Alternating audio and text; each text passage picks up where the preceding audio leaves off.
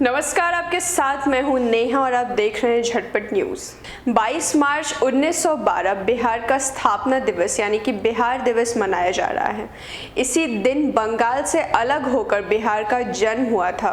क्या खास है बिहार के इतिहास में जिसे जानकर हमें गर्व करना चाहिए? आज हम आपके लिए लेकर आए हैं बिहार की वो खास 11 बातें जिसे जानकर सुनकर आप भी गर्व से कहेंगे कि हाँ, मैं बिहारी हूँ। सबसे पहले बिहार शब्द का अर्थ क्या है ये समझते हैं। बिहार शब्द संस्कृत और पाली भाषा के शब्द विहार से बना है, जिसका अर्थ होता है आवास या रहने का स्थान।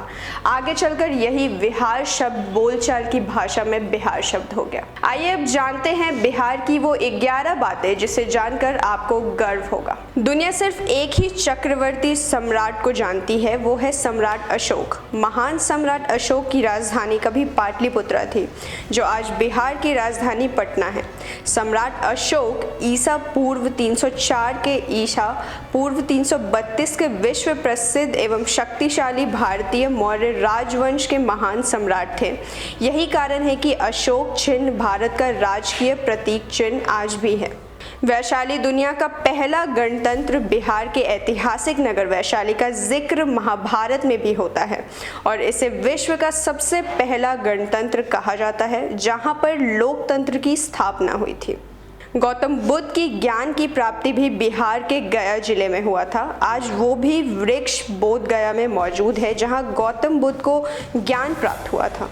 भगवान महावीर की जन्मस्थली है बिहार। भगवान महावीर का जन्म वैशाली गणराज्य के कुंडलपुर में ईसा पूर्व 599 वर्ष पहले हुआ और उन्हें मोक्ष की प्राप्ति पावापुरी नालंदा में हुई थी। बिहार में देश का सबसे प्राचीन मंदिर है। सबसे पुराना हिंदू मंदिर मुंडेश्वरी बिहार के कैमूर में ही है, जिसका जिक्र मार्कंडेय पुराण में है। इस मंदिर में ही शुभ निशुंभ के सेनापति चंद और मुंड का वध देवी ने किया था, जिस वजह से इस मंदिर का नाम मुंडेश्वरी पड़ा। बिहार में ही गुरु गोविंद सिंह का जन्मस्थल है। गुरु गोविंद सिंह की जन्मस्थली हिंदू धर्म, बौद्ध धर्म या जैन धर्म नहीं, बल्कि सिखों के लिए भी बिहार का अपना महत्व है। सिखों के 10वें गुरु गुरु गोविंद सिंह का जन्म स्थान पटना सिटी है। सिखों का पवित्र स्थान हरमंदिर तख्त पटना में है। दुनिया के बहुत से हिस्सों में लोग पढ़ना लिखना भी नहीं जानते थे। उस समय शिक्षा का सबसे बड़ा केंद्र था नालंदा विश्वविद्यालय। जी हाँ, दुनिया का सबसे पहला ज्ञान का केंद्र नालंदा यूनिवर्सिटी शिक्षा केंद्र के रूप में विश्वविख्यात। विश्व की सबसे पुरानी नालंदा यूनिवर्सिटी कहीं और नहीं बल्कि बिहार में ही थी। नालंदा यूनिवर्सिटी की स्थापना 5वीं सदी में हुई थी, पर अफसोस 821 साल पहले बख्तियारपुर खिलजी की सेना ने इसे तबाह कर दिया। लेकिन अच्छी बात यह है कि तबाह होने के बावजूद अपने स्वर्णिम इतिहास को समेटे नालंदा यूनिवर्सिटी फिर से उठ खड़ा हुआ है और 2014 से दोबारा खुल गया है।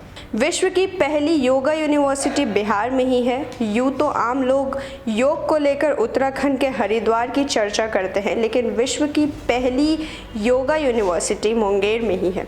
सत्यानंद जी सरस्वती ने 1964 में इसकी स्थापना की थी। वही शून्य का आविष्कार भी बिहार में ही हुआ। गणित का एक ऐसा नंबर शून्य है जो किसी के आगे लग जाए तो उसकी गणना कम कर दें, और किसी नंबर के पीछे लग जाए तो उसे 10 गुना बढ़ा देने वाले आर्यभट्ट की जन्मस्थली बिहार है। और बिहार के लोगों का गणित भी काफ़ी अच्छा होता है। अब उनके बिना गणित का क्या मोल है, ये बहस का विषय हो ही नहीं सकता। भारत के पहले राष्ट्रपति को भी बिहार ने ही दिया। भारत के पहले राष्ट्रपति को हम कैसे भूल सकते हैं? राजेंद्र प्रसाद जी ने प्यार से लोग राजेंद्र बाबू के नाम से भी जानते हैं। उनका जन्म भी बिहार के तत्कालीन सारण जिले के जीरादेई गांव में हुआ था। बिहार का छठ महापर्व। अगर बात बिहार की हो रही है तो भला छठ पूजा की बात कैसे ना हो। छठ महापर्व बिहार में एक ऐसा पर्व है जो वैदिक काल से चला आ रहा है।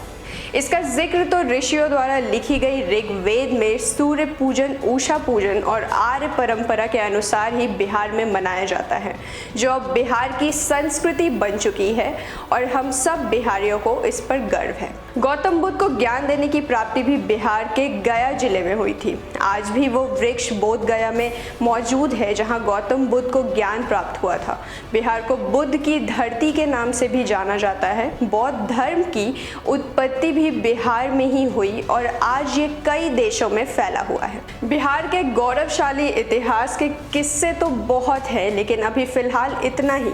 हम जल्द ही आपके लिए बिहार से जुड़े कुछ खास किस्से लेकर हाजिर होंगे।